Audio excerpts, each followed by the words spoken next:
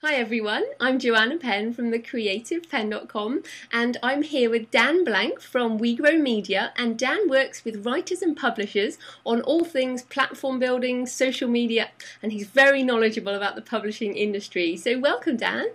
Thank you so much. Good to be here. Yeah, good to have you back.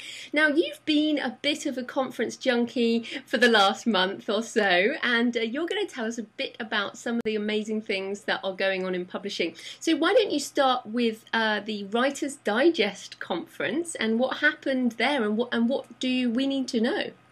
Sure. So I started off in I guess mid-January at the Writer's Digest conference. It's about 400 people coming to New York, clearly all writers.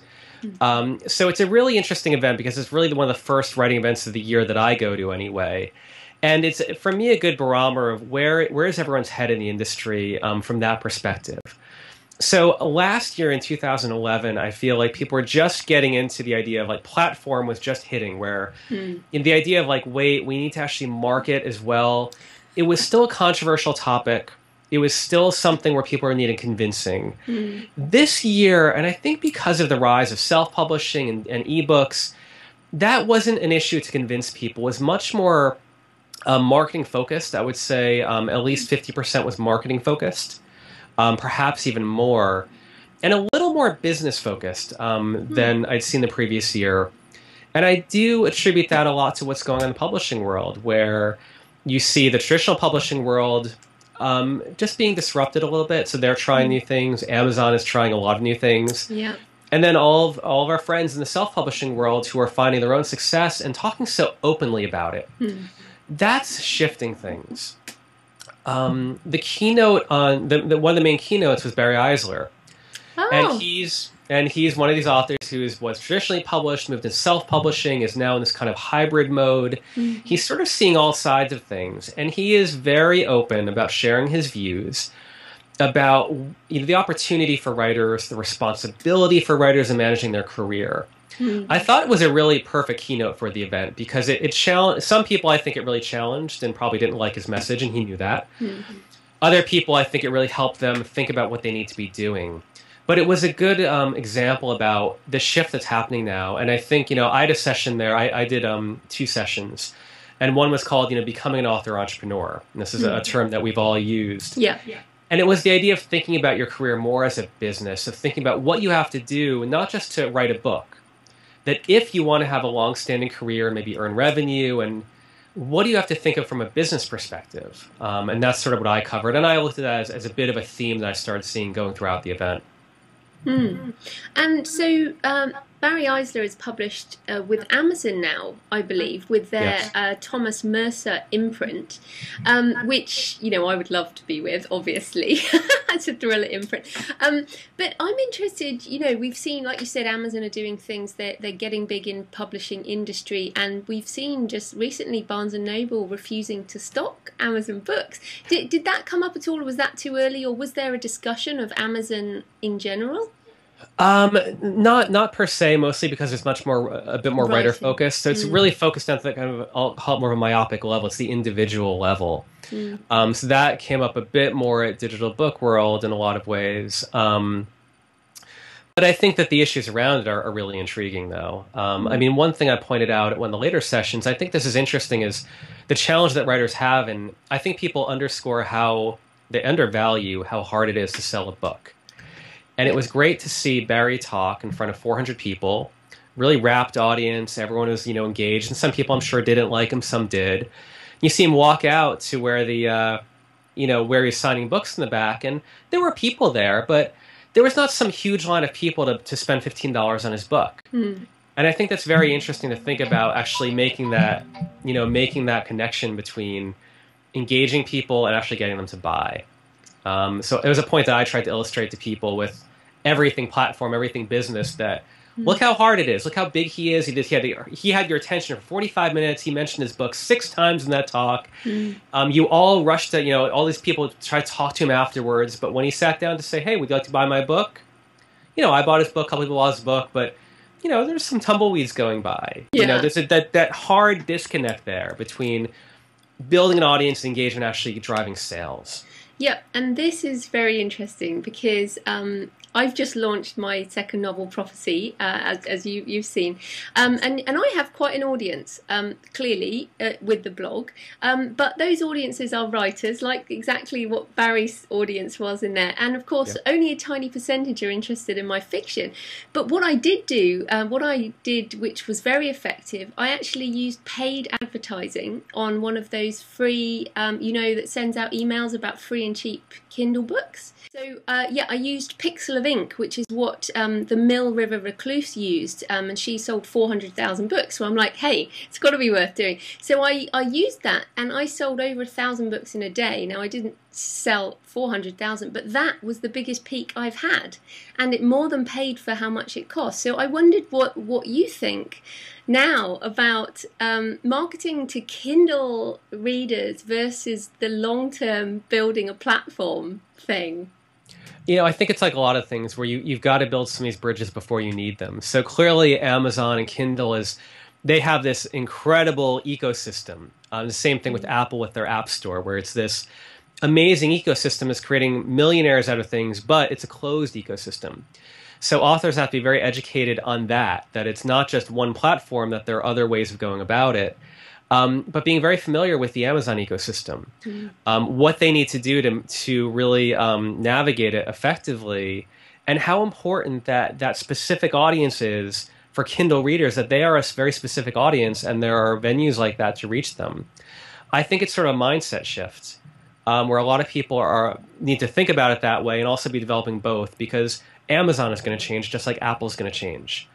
If you put all your eggs in that one basket, it's a very cool basket. It's a very big basket right now, but it's also very crowded. You also have to think, how are you differentiating yourself and owning some of the channels too? Sorry, carry on. It's sort of like anything with business, where it's sort of like, the whole one-legged stool thing, where you've got to have these other legs there to support you, not because you need to have 3 channels at once for your marketing, your promotion, but there's going to be a shift. Just as there was in ebooks, just as there always is in publishing. If you're not ready with something else when that shift happens, your stool topples over. So I think it's smart to be going very aggressively to where the readers are, but also thinking a bit more broadly about platform in general as well. No, very good point. And number one, I still say, is having a list. Well, not number one promotion, but keeping people a list that is at the back of your book that says, if you enjoyed this, please sign up here to get on my list. And like you say, you then create that list of people who want your books, don't you? And you own it, and it's a direct link with you, and you can leverage it how you need to. Even if for a while it's just pushing them back out to Amazon, you can always have the option of changing that down the road. Exactly. So, and I say this a lot, and I know you do too, but if you are listening to this, the people who are, go and sort out your list management, because so many people don't do it. Okay, so was there anything else at Writer's Digest that was interesting? There's a lot. I mean, the pitch slam is always the highlight of the event. So this is that crazy thing where everyone lines up in the long hallway, and they open the doors, and you have all these agents there, and you figure out which agent you want to pitch to, but you've got 3 minutes, I think. So you've got, a 60-second or 90-second pitch, and then the other minute and a half are them giving feedback. Wow. It's very intense, and it was neat because I spoke to a lot of authors beforehand who were very nervous, like, oh, I'm not going to do it. I spoke to the same authors after. And there's something about that experience of preparing your thing to be, on stage, of looking someone in the eye who you are in some ways terrified of, because you see them as a gatekeeper, as someone you want to engage. And they came back just as the value of that process. And this is something I think that both of us talk a lot about with platform, is the value of putting yourself out there, of not just planning for that book launch, but actually doing things now, because you get over a lot of emotional stuff doing that. Just even doing that alone, it gets you over that emotional stuff. You inherently get feedback that's useful, and you're able to kind of iterate. It kind of gives you that option. You've gotten your pitch as good as it can be, because you see them. I mean, I knew someone who was almost first in line, and I'm patting her on the back. She's about to go in, like, first in line, and she's like working with someone on her iPad, changing her pitch. And it was just because it forces you into that mode of, kind of game on. Like, I'm in this for real. And all the things we do to diverge, I'll get to that later. I think it's good enough.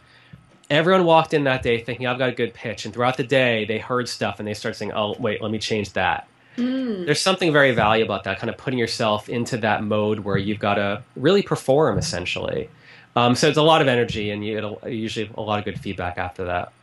That is fantastic. I like that, and I've never tried that myself. And I know that's something I should do. Yeah, definitely. No, that's awesome. Okay, let's move on to Digibook World, which I particularly like. I love Mike Shatskin. I love his hair. I think he's awesome, and his blog is, of course, a must-read if you're into the publishing world. So tell me about Digibook World. What should we know about that? So Digital Book World is a very big event, a very different event. So it's the same company, F&W Media, runs both events. They're back to back. So Digital Book World is really for the publishing folks. So where writers kind of come in the first couple of days, then all the publishing folks come in. So it's about 1,500 people were at this event, which is kind of huge. Yeah. And it's very business focused. It's very much saying, here are the trends we have to be looking at. Here are the numbers and statistics we're looking at. Here are the business models that are working. So it tries to be very practical, but it's a very broad base because it's such a large industry. You have people there from all walks of life. So I did a 3-hour workshop on the first day, which is the workshop day, on content strategy ROI. And you even looking at who was in that audience, it was such a range of people, of figuring out, oh, here's a person from the Museum of Natural History, and you're like, why are they coming to my event? And you're like, oh, they're from the book division, and they're designer, and this is their challenge, and you sort of see how they're all coming into this one place. So it was very business focused, which is what I enjoy from it. And I did a chat with Porter Anderson, who helped cover the event, and he made a really good point in his blog post on Jane Friedman's site, saying the one thing he'd like to see is more of the writers being welcomed into Digital Book World.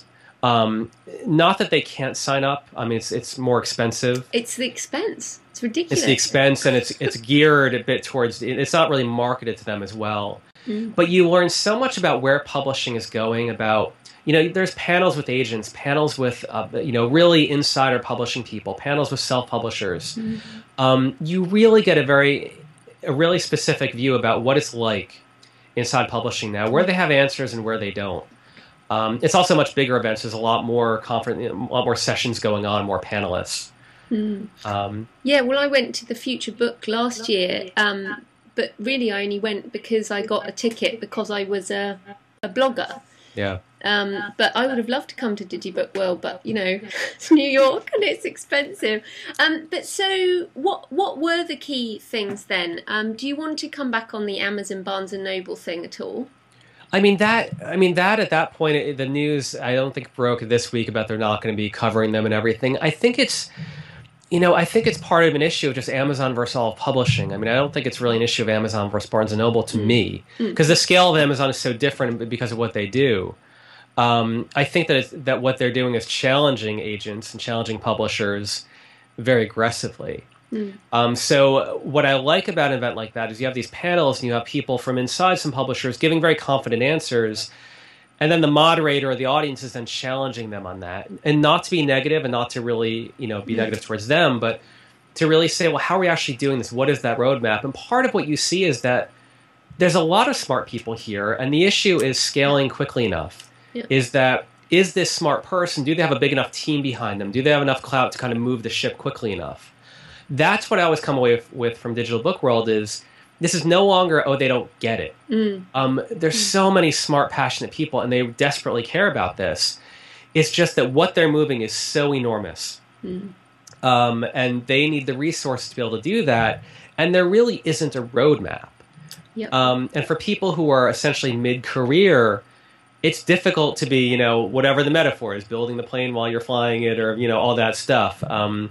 And you get that becomes very loud and clear throughout the whole event. And I kind of like that level of honesty of sort of, it's not a raw publishing event. It is a little more, nitty gritty in that regard. You also see them welcoming in some what I would traditionally call it outside voices, although they clearly shouldn't be. It's a great panel in the romance genre about what's working in the romance field and why, and what can we take away from that for other genres.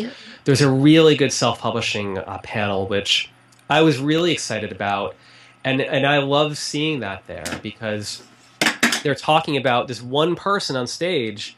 You had like Bella Andre, you had Bob Mayer, And you're seeing one person who is a publishing company. Yes. And they're talking about what they do as a whole for international stuff, for domestic, for marketing, for publishing, for partnerships. And I like seeing that one person could do it all, and they're saying that to the traditional publishing audience. I think that's very powerful, kind of having that as, again, this sort of outside voice. I think they should have much more of a seat at the table, certainly. Definitely. And I'm interested you mentioned romance there, because from what I understand about the romance genre, they've had niche audiences and websites for ages. They've had ebooks for ages. They've had good pricing for ages. They have been ahead of the curve. It's just they've kept quiet and in their own little corner. But now it's like, oh, we've just realised. So what are they doing now that we need to know about so we can play catch up? I don't have my notes on that, so I can't get into too many specifics. The funny thing is, I don't think they've been hidden that much, as they have been treated a bit like an outsider, where it's treated differently than publishing. There's all kinds of things I've heard over the years about, why they're different. It's sort of like they just sort of, brush it away. Well, they're different because of this. Their readers are all writers, and that's different, and all these different aspects. I was heartened to see, the level that it was really appreciated there, and how big that session was, and how intelligently everyone on the panel spoke about it. Again, I'd have to go in my notes to pull out all the tips. I'm sorry, I'm not prepared for that. That's a good try, though. Okay, any other standout things from Digital Book World that you'd like to share? Not specifically from Digital Book World. I mean, I went to a third event that was somewhat non-related. It was at Columbia University called the Social Media Weekend, and this is geared towards journalists and media companies. What I saw there, and I see a thread with Digital Book World, is a very big focus on the idea of return on investment. Mostly from this perspective that we don't have any more resources, that these marketing teams are not going to be doubling and tripling in size. So we've got to be very careful about is where are we putting our resources, how are we measuring what works, and how are we scaling that? So you always hear this again and again, where every marketing team I've met, has someone very intelligent on it. It's not that they don't get it. We're so far past that at this point. The issue is what we see where, they're putting out 40 titles this season, something like that. So how can these three people affect anything more than a handful of those titles? So that was a big thing I saw at Social Media Weekend, that I saw certainly a bit at Digital Book World, and I really tried to focus on was trying to do more with less, of really measuring. So talking a lot about the analytics tools we use, a lot about workflow and process, and a lot about methodology. That's something I'm really focused on this year, because I think that's the phase that we're at in publishing is, there's no book that we can buy that says this is how you do it. So we're creating new methodologies as we do it. Yeah. We have to be writing them down and scaling them and optimizing them and iterating them as we go about it. That is a unique skill set, and it's something that not everyone has. It's a very creative, passion-driven industry. So this is something that has to be layered on top of that in a way that really benefits everyone. That's interesting you say that, because thinking about the process of what we do as bloggers, really, and like we're doing this interview, and then we create a video, and then we post it on YouTube, we put it on a blog, we tweet it, we share it, we Google Plus it, there is actually a process that we're using online, and that both of us use almost every couple of days for our blogs, that I think probably people who aren't regular don't get it. So is it, I guess we've just learnt this by doing, haven't we? Is this what you mean by a process? Are you trying to get people to do repeatable, consistent action? I think that's part of it. I think the other half is, where do you put the resources? So you interview a lot of people. You're on the very, very one end extreme. But for a lot of people, it's a matter of how do you identify who to partner with? You and I talk, frequently about, we should do something together. We do these sorts of things. There's a reason we've self-identified that, we are each good resources for each other. I think having a process to analyze, you always hear this, about where do we market a book, who do we partner with, if we're going to do a blog tour or whatever, how do we make sure it's going to work? It's about putting in the analysis around that, the methodology for doing it, and then on the back end measuring what did work, what didn't work, iterating it for the next book. I mean, that's, I think, a very key aspect there as well. And which is exactly why I've gone with the some of the less specific platform stuff and more of the aiming at Amazon marketing thing. Yeah. And I will be reporting back on that more on the blog. It's the type of thing where the year sort of starts off with all these events. I'm around New York, so I'm lucky in that regard. Tools of Change is coming up the week after this, coming about a week and a half. So you have all these events, and I do think they set the stage in a lot of ways. I mean, one thing I kept hearing again and again is, apps are dead, apps are over. It's so boring. And I think it's kind of funny to just gauge where people are, partially because you're looking at, well, this is where, where the publishers, the agents, everyone's looking at this year. I also think it's interesting to see where the opportunity is. Or why are they saying that? It's because apps are dead, or because you found out that they're just hard, that they're expensive and they're hard. Yeah. And what's cool about hearing a lot of publishers or a lot of any company saying that is what that means is this is an opportunity for someone else. That these big players are pulling out of that, or they're not moving very aggressively there. So in 3 months or 3 years, when you realize, oh, this other company that didn't exist on this day that we're recording this became huge by pursuing apps in this unique way. It's not just because they had a good idea. It's because other companies found it was not an immediate hit. It was pretty expensive and very scary. So they pulled back. That's an opportunity for people to push forward with things. And I think that, that's, we talk about Amazon. I think Amazon is pushing forward very aggressively with what they do. And that forces everyone to kind of up their game in one way, where they're either going to reject it or go with it. And I think that that's what you're looking for here, is not just what are the trends, but what are the trends saying about the opportunity that's left in between the trends. I think that's what, if you're listening carefully at these events, that's what you're looking for. Yeah, absolutely. And one of the other statistics we've seen really in the last week or so is this slowdown of ebook growth. Have you been seeing that? What do you think about that? Is that like a rumor thing, or is that a truth thing? I mean, then there was Dominique Riccara Sourcebooks, like 700% growth in revenue from ebooks, and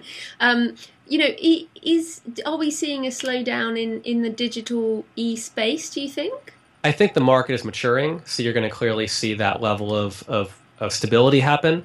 I also, you talk to a lot of the self-published authors, and they'll talk about in 2010, 2011, hey, I was selling this many books, and then boom, May happened, and it jumped up. And they leveraged it very, very well.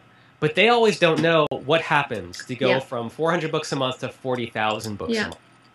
So there was something at work there, the cultural thing, an Amazon thing, all these different things, the Kindle store, where that happens. So when there's a slowdown, it's because, again, there are forces at work here that are bigger than individual authors in some ways. But yeah, it's getting more crowded. It's becoming a mature market. So I think that you're going to see a lot of shifts. And as a writer, you have to learn how to weather that storm. And that goes back to the stool mentality of it's going to be waxing and waning in all different directions. And it's like any market where money is involved or something is involved, people are going to get scared and they're going to go with the trends. And you've got to build that foundation for yourself where you can weather that in some way, shape, or form. Yeah, I agree. I mean, that jump thing is exactly what I think none of us know what the hell happens. And so we all just have to play, so people are, with KDP Select, there's definitely some authors who found going free has done amazing things for them, and, different tactics, and I guess maybe at some point something comes together. But I was going to ask you there, oh yes, maybe you and I, should keep this sort of score every now and then of, has the stigma of self-publishing gone away this year? At the beginning of 2012, with all your publishing contacts, where is that feeling about self-publishing, quality, all of that stuff? Quality is an issue throughout all of publishing at this point. It's as big of an issue in traditional publishing as in self-publishing.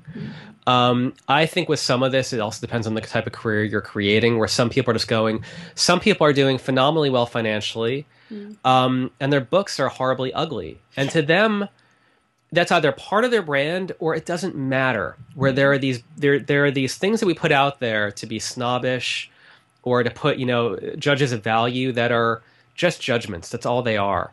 They're not really showing the sense of value. I think that it's difficult. This is another methodology issue of how to increase quality in publishing. Traditional publishers are at the same place independent writers are with that. of investing the time and getting the process in place to create really well-structured, beautiful books, ebooks especially. The covers, the marketing around it, the customer service, all of that. They're all struggling with that at the same time, which I think is kind of brilliant. And has the stigma gone away? It depends who you ask, I think. I think that now it's not what it was. I think that the stigma has definitely dropped away because many independent authors are now forced to be reckoned with. They are now, as Barry Eisler would say in his keynote, where he has the freedom to control his career. And, lots of them have talked about, he almost can't think of the amount of money it would take for him to go back to a certain type of traditional deal or a certain type of partnership. That they're finding the freedom, and in the end, what it is they're building an audience and they're earning revenue. And in traditional publishing, nobody belittles that. So I think that in some ways, it's almost up to the writers if they think that the stigma's gone away. Are people just going to self-publishing because it's now accessible? But really, in their heart of hearts, they want traditional deals. I think that's going to be an interesting backlash that we might see, where we all want to be asked to the prom by the most popular kid in school. And are we just kind of going goth or going emo or whatever it is because, we didn't have that option. So, I'm going to go with the cool goth kid. Or, the kind of thing you're justifying it that it's now an option. And this is not a trend. This is just something every individual has to identify is, in the end, are you really doing what someone like what Barry's doing? We're saying, yeah, I could get a traditional book deal and I'm choosing to go these alternative routes, or are you just choosing the path that's open to you and you would turn direction in a second if one of these big publishers approached you? Yeah, and I think, as you say, everyone has to face that themselves. And I still, I wonder if you're talking about John Locke with the ugly covers there. I mean, his covers are appalling. It doesn't seem to affect his sales.